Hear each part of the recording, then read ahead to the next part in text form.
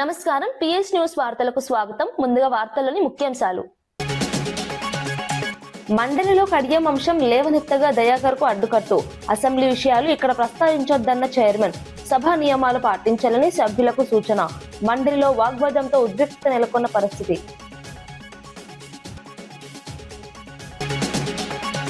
తనపై దాడి వెనుక కుట్ర ఉందన్న రఘురామ ఆరోపణ. ఆలయ సందర్శనలో దాడి యత్నం జరిగిందన్న ఎంపీ. కారం చెల్లి దాడి చేయాలని ప్రయత్నించారన్న వ్యాఖ్య. ఘటనపై పూర్తి దర్యాప్తు చేయాలని డిమాండ్.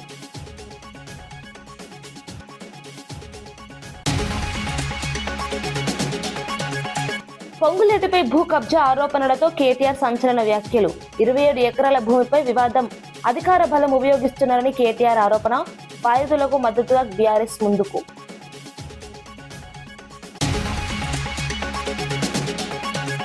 అమరావతి తీర్మానంపై బొత్స ఘాటు విమర్శలు. ప్రభుత్వం నిర్ణయం ప్రయోజన రహితమన్న వ్యాఖ్య.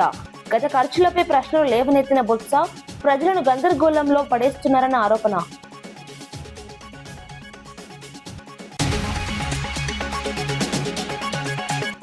నిరుద్యోగుల సమస్యలపై ఆర్ఎస్ ప్రవీణ్ ఘాటు విమర్శలు. విద్యార్థుల ఆత్మహత్యలపై ప్రభుత్వంపై ఆరోపణ. ఉద్యోగాలపై స్పష్టత లేదని యువతలో నిరాశ. పోరాటం కొనసాగిస్తామని ఆర్ఎస్ ప్రవీణ్ హెచ్చరిక. నియోజకవర్గాల పెంపు అంశంపై సీఎం రేవంత్ రెడ్డి వ్యాఖ్యలను బీజేపీ రాజ్యసభ సభ్యుడు లక్ష్మణ్ తీవ్రంగా ఖండించారు. ప్రజలను తప్పుదోవ పట్టించేలా సీఎం మాట్లాడుతున్నారని ఆరోపించారు. 50% అసెంబ్లీ సీట్ల పెంపు అంశంపై సరైన అవగాహన లేకుండా వ్యాఖ్యలు చేస్తున్నారని విమర్శించారు. కేంద్ర ప్రభుత్వంపై అనవసర ఆరోపణలు చేస్తూ రాజకీయ లాభాల కోసం ప్రజల్లో గందరగోళం సృష్టిస్తున్నారని అన్నారు. దేశవ్యాప్తంగా డీలిమిటేషన్ ప్రక్రియ స్పష్టమైన నిబంధనల ప్రకారం జరుగుతుందని, దీన్ని రాజకీయంగా చూపించడం సరికాదన్నారు. ప్రజలకు నిజమైన సమాచారం ఇవ్వాల్సిన బాధ్యత సీఎం మీద ఉందని లక్ష్మణ్ సూచించారు. తెలంగాణ అభివృద్ధికి కేంద్రం ఎల్లప్పుడూ కట్టుబడి ఉందని స్పష్టం చేశారు. మీరు మీ కాంగ్రెస్ పార్టీ దానికి బాధ్యులని మీరు బాధ్యత తీసుకుంటారా? పెరిగే సీట్లకు అనుగుణంగా 33% మహిళలకు, అదే రకంగా ఆ ప్రాతిపదికన ఎస్సీ ఎస్టీలు కూడా అసెంబ్లీలోను లోక్సభలోనూ కూడా పార్లమెంట్లో వాళ్ళ సీట్లు పెరిగే అవకాశం ఉంది. వాళ్ళు గొంతు నొక్కడమే కాంగ్రెస్ పార్టీ విధానమా? రేవంత్ రెడ్డి గారు ఎస్సీ ఎస్టీలు ఎదగకుండా మహిళలు చట్టసభలో రాకుండా పన్నే పన్నాగంలో భాగమా అని చెప్పి సూటిగా ప్రశ్నిస్తా ఉన్నాం. తెలంగాణలో క్రీడా రంగ అభివృద్ధిపై కాంగ్రెస్ ఎంపీ చామల కిరణ్ కుమార్ రెడ్డి పార్లమెంట్లో కేంద్రాన్ని ప్రశ్నించారు.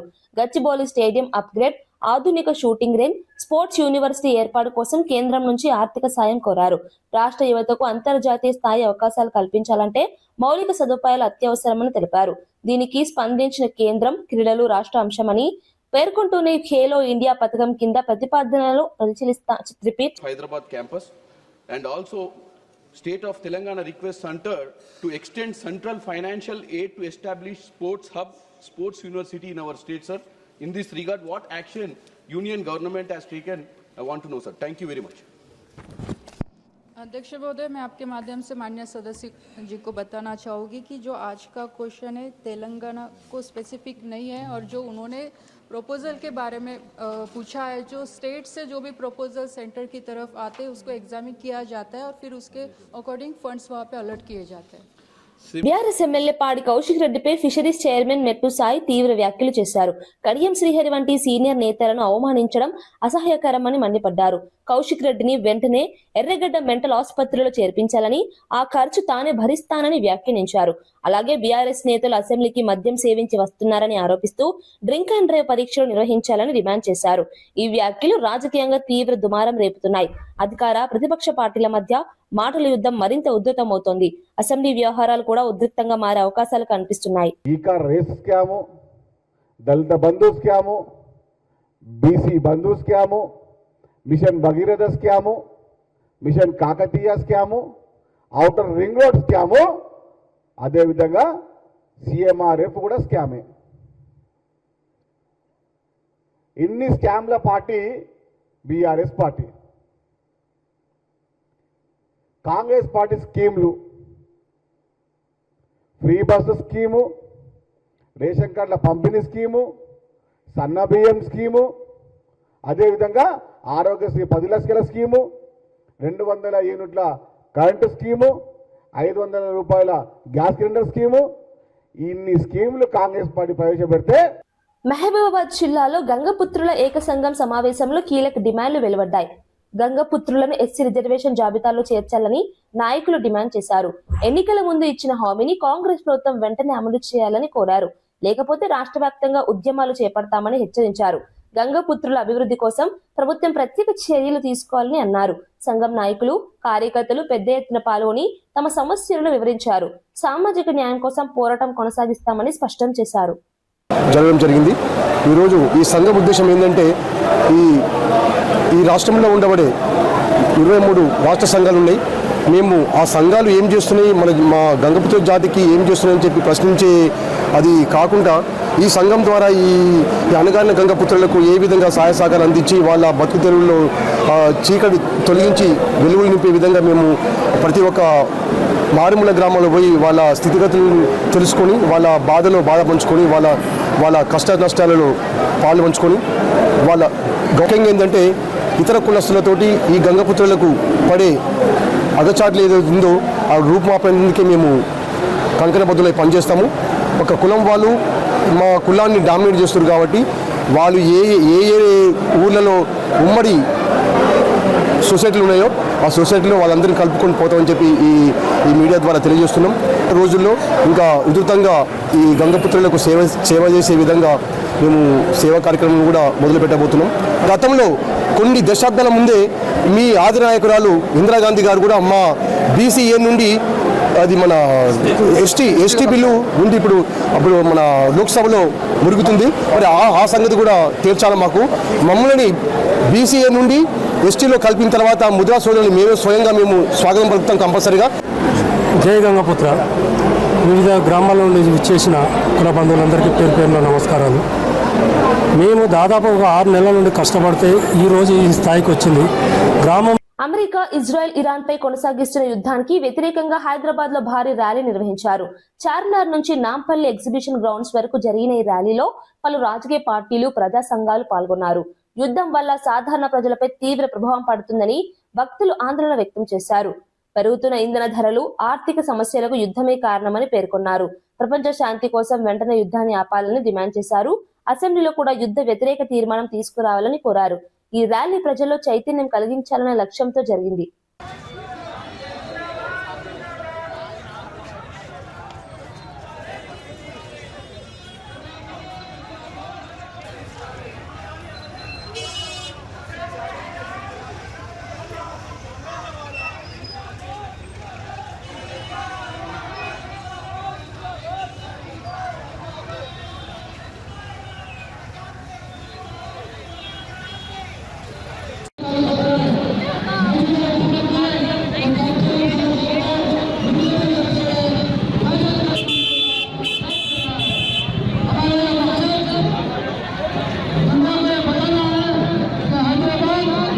ఒంటిమిట్ట శ్రీరామాలయంలో పూజలు నిర్వహించడం సంతోషకరమని ప్రజాప్రతినిధి తెలిపారు. రాముడి జీవితం ప్రతి ఒక్కరికి ఆదర్శమని పేర్కొన్నారు. రాబోయే కళ్యాణోత్సవానికి వేలాది మంది భక్తులు వచ్చే అవకాశం ఉన్నందున సమగ్ర ఏర్పాట్లు చేయాలని సూచించారు. టీటీడీ అధికారులు, రాష్ట్ర ప్రభుత్వం సమన్వయంతో పనిచేయాలని కోరారు. ఒంటిమిట్ట రైల్వే స్టేషన్ లో ప్రతి రైలు ఆగేలా చర్యలు తీసుకోవాలని కేంద్రాన్ని అభ్యర్థించినట్లు తెలిపారు. ఈ ప్రాంతానికి ఉన్న చారిత్రక ప్రాధాన్యత దృష్ట్యా నియోజకవర్గంగా ఏర్పాటు చేయాలని సూచించారు. భక్తులకు ఎలాంటి ఇబ్బందులు లేకుండా చూడాలని కోరారు. రామచంద్రారెడ్డి గారు, అదేవిధంగా మన రమేష్ యాదవ్ గారు, మా ఎమ్మెల్యే బద్వేల్ ఎమ్మెల్యే సుధర్మ గారు, అదేవిధంగా మాజీ మేయర్ పాకా సురేష్ గారు, నిజాం బాషా గారు, ఇక్కడ స్థానికంగా ఉన్న వాళ్ళ అందరూ కూడా ఇవాళ రామాలయంలో స్వామిని దర్శించుకోవడం జరిగింది. ఈ సందర్భంగా ప్రతి ఒక్కరికి కూడా ఆ శ్రీరామచంద్రుని జీవితము ప్రతి ఒక్కరికి కూడా ఆదర్శవంతమైన జీవితము. త్యాగానికి మారు పేరు, ధర్మానికి మారు పేరు శ్రీరామచంద్రుని పేరు. ఒక అత్యుత్తమమైన కొడుకుగా, ఒక గొప్ప భర్తగా, ఒక ఆదర్శవంతమైన సోదరుడిగా ఆ శ్రీరామచంద్రుని జీవితం ప్రతి ఒక్కరికి కూడా ఆదర్శప్రాయము. అటువంటి ఆ శ్రీరామచంద్రుని ఆశీస్సులు, దీవెనలు ప్రజలందరిపైన ఉండాలని, మన ప్రాంతం సుభిక్షంగా ఉండాలని రైతులందరూ అమరావతి రాజధాని అంశంపై కూటమి ప్రభుత్వం తీసుకున్న తీర్మానాన్ని వైసీపీ నేత బొత్స సత్యనారాయణ తీవ్రంగా విమర్శించారు. ఈ తీర్మానం ప్రయోజన రహితమని పేర్కొన్నారు. గతంలో వేల కోట్ల రూపాయలు ఖర్చు చేసినా పనులు పూర్తి కాలేదని ప్రశ్నించారు. ప్రజలను మోసం చేసేలా రాజకీయ ప్రయోజనాల కోసం ఈ నిర్ణయాలు తీసుకుంటున్నారని మండిపడ్డారు. జగన్ హయాంలో చేపట్టిన అభివృద్ధి పనులను విస్మరిస్తున్నారని ఆరోపించారు. రాజధాని అంశంపై స్పష్టత ఇవ్వకుండా ప్రజలను గందరగోళంలో పడేస్తున్నారని విమర్శించారు. ఈ వ్యాఖ్యలు రాష్ట్ర రాజకీయాల్లో చర్చనీయాంశంగా మారాయి. ఊరిగా ఓదో నోరు ఉందని ఊరిగా మాట్లాడుతూ ఒక పక్క చంద్రబాబు నాయుడు ఒక కొడుకు ఒక పక్క వచ్చి ఆ కూటమి నాయకులు ఒక పక్క ఈయన ఇస్తారు రాజ్యంగా మాట్లాడుతున్నారు. ఇక్కడ కూర్చున్న ప్రధాని కానీ వేదిక మీద పెద్దలందరూ అడుగుతున్నారు.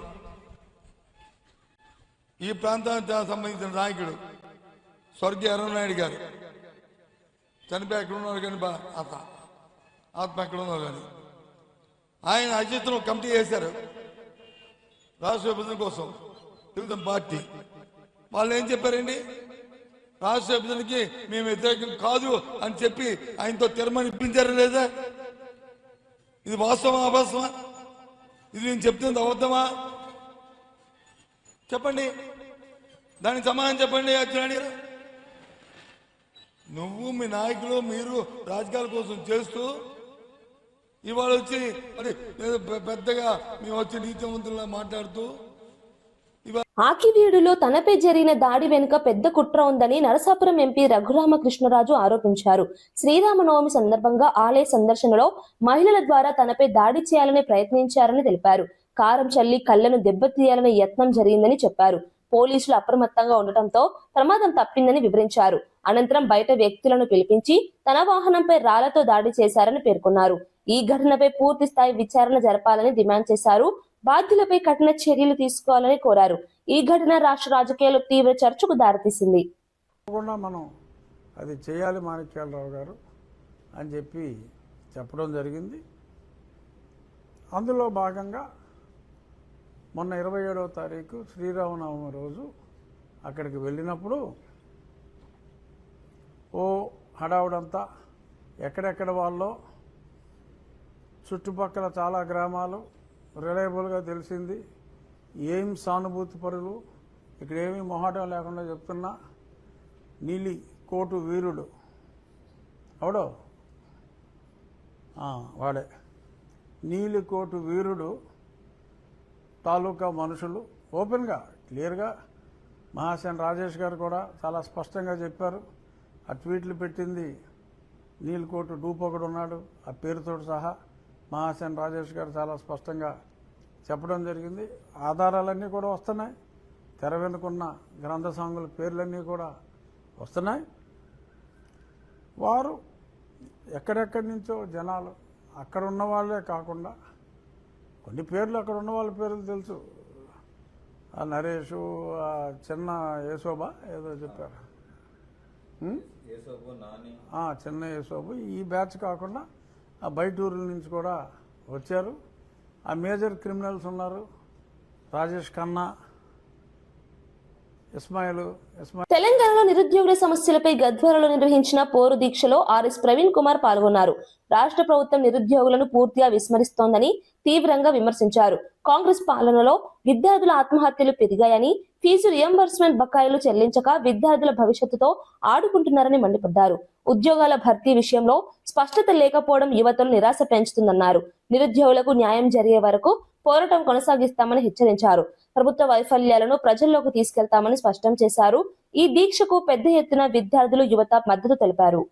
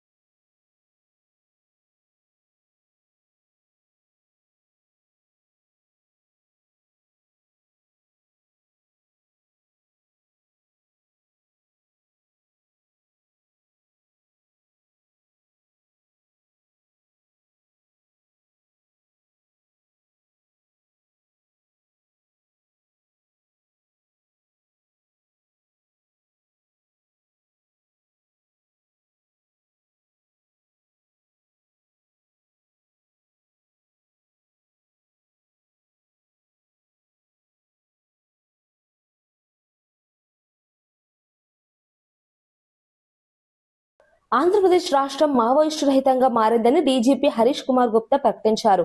కేంద్ర కమిటీ సభ్యుడు సహా 9 మంది మావోయిస్టులు లొంగిపోయినట్లు తెలిపారు. కేంద్రం నిర్దేశించిన గడువు కంటే ముందుగానే ఈ లక్ష్యాన్ని సాధించామని వెల్లడించారు. లొంగిపోయిన వారికి తక్షణ సహాయం కింద ఆర్థిక సహాయం అందజేసినట్లు చెప్పారు. ఇకపై రాష్ట్రంలో అండర్ గ్రౌండ్ మావోయిస్టు కార్యకలాపాలు లేవని స్పష్టం చేశారు. భద్రతా పరంగా ఇది కీలక ముందడుగని అధికారులు పేర్కొన్నారు. రాష్ట్రంలో శాంతి భద్రతలు మరింత బలపడతాయని డీజీపీ తెలిపారు.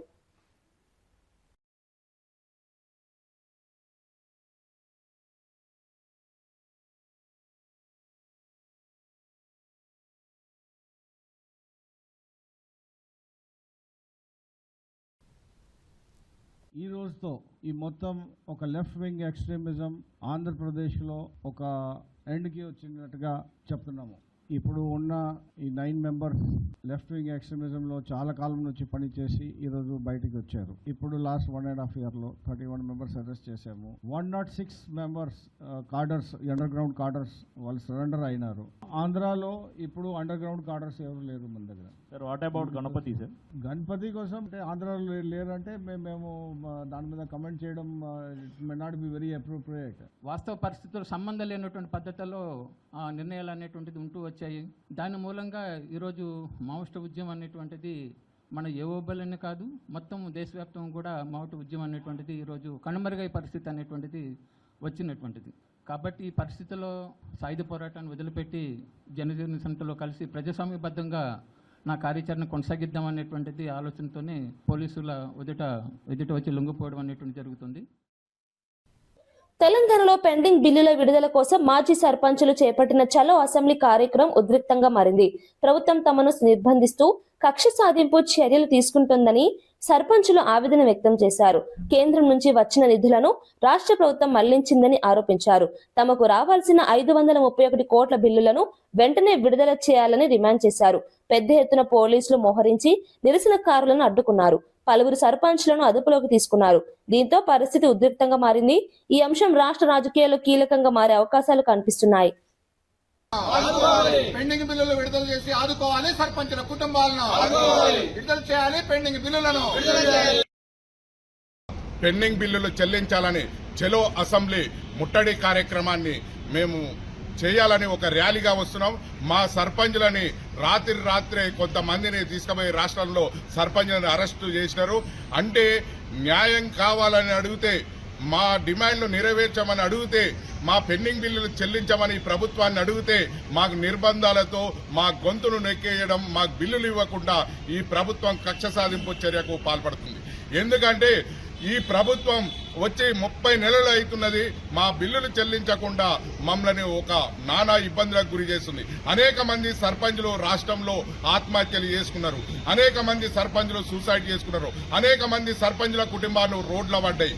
కాబట్టి ఇవాళ కడుపు మరిగి మేము చేసిన వడ్డీలకు. కేరళ అసెంబ్లీ ఎన్నికల ప్రచారంలో కాంగ్రెస్ అగ్రనేత రాహుల్ గాంధీ బీజేపీ సిపిఎంలపై తీవ్ర విమర్శలు చేశారు.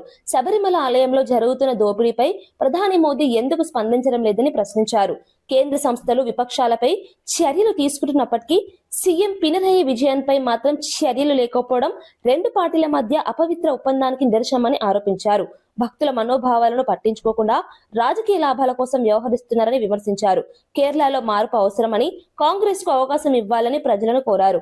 ఈ వ్యాఖ్యలు ఎన్నికల రాజకీయాల్లో కీలక చర్చకు దారితీశాయి. The gold of Ayyappa temple and replaced it with brass. So because he does not want to damage the BJP,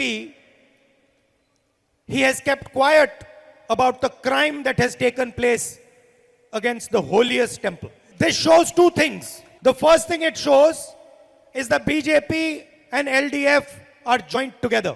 And the second thing it shows is Narendra Modi does not care anything about religion, Hinduism or temples. For him, if he gets a vote from the temple, then he will talk about the temple. If he wants to protect the interest of the LDF, then he will not speak about the temple. We don't make big speeches, but I guarantee you that the UDF government is going to make sure that the criminals who stole from the temple are finished, provided are given the punishment that they deserve. శాసనసభలో చోటు చేసుకున్న కడియం శ్రీహరి అంశాన్ని మండలిలో లేవనెత్తేందుకు Congress MLC Addanki Dayakar ప్రయత్నించారు. అయితే అదే సమయంలో మండలి చైర్మన్ గుత్తా సుఖేందర్ రెడ్డి జోక్యం చేసుకుని అసెంబ్లీకి సంబంధించిన విషయాలను మండలిలో ప్రస్తావించడం సరికాదని స్పష్టం చేశారు. సభ నియమావళి ప్రకారం వ్యవహరించాలని సూచిస్తూ దయాకర్ ను ఆపారు. దీంతో సభలో కొంతసేపు ఉద్రిక్త వాతావరణం నెలకొంది. సభ్యుల మధ్య వాగ్వాదం చోటు చేసుకుంది. శాసనసభలో జరిగిన ఘటనలు ఇప్పటికే రాజకీయంగా చర్చనీయాంశమవుతున్న నేపథ్యంలో మండలిలో కూడా ఈ అంశం ప్రస్తావనకు రావడం మరింత వేడెక్కించింది. సభ గౌరవాన్ని కాపాడాలని చైర్మన్ సూచించారు.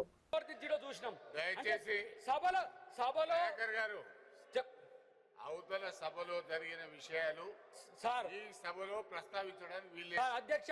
అందుకనే గౌరవ సభ్యులకు కూడా చెప్తా ఉన్నాను, మీరు మీ స్థానంలో కూర్చోండి. విన్నారా? మేమింటాం అధ్యక్ష. వాళ్ళు వినే పరిస్థితిలో ఉండే అధ్యక్ష. ఆ సభలో జరిగిన దాన్ని తీసుకొచ్చి ఇక్కడ పెట్టుతున్నారు అధ్యక్ష. ఆ సభలో వాళ్ళు సస్పెండ్ అయ్యి వాళ్ళు ఇష్టారీతిగా ప్రవర్తించడం వల్ల వాళ్ళు సస్పెండ్ అయ్యారు అధ్యక్ష. మరి వాళ్ళని చూసి వీళ్ళు సస్పెండ్ కావాలనుకుంటారో ఏమో తెలియదు కానీ ఇలాంటి బిల్లుల పట్ల వీళ్ళు వ్యవహరిస్తున్న తీరు ఆక్షేపణీయంగా ఉంది అధ్యక్ష. వార్తలు ముగించే ముందు ముఖ్యాంశాలు మరోసారి. మండలిలో కడియం అంశం లేవనెత్తగా దయాకర్ కు అడ్డుకట్టు. అసెంబ్లీ విషయాలు ఇక్కడ ప్రస్తావించొద్దన్న చైర్మన్. సభా నియమాలు పాటించాలని సభ్యులకు సూచన. మండలిలో వాగ్వాదంతో ఉద్రిక్తత నెలకొన్న పరిస్థితి.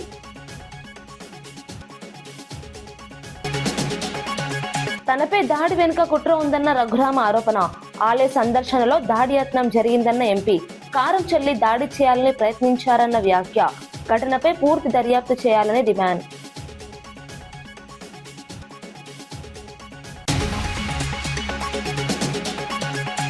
పొంగులేటిపై భూ కబ్జా ఆరోపణలతో కేటీఆర్ సంచలన వ్యాఖ్యలు. 27 ఎకరాల భూమిపై వివాదం. అధికార బలం ఉపయోగిస్తున్నారని కేటీఆర్ ఆరోపణ. బాధితులకు మద్దతుగా బీఆర్ఎస్ ముందుకు.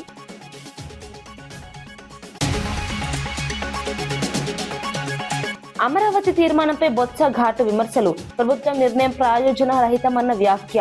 గత ఖర్చులపై ప్రశ్నలు లేవనెత్తిన బొత్స ప్రజలను గందరగోళంలో పడేస్తున్నారన్న ఆరోపణ.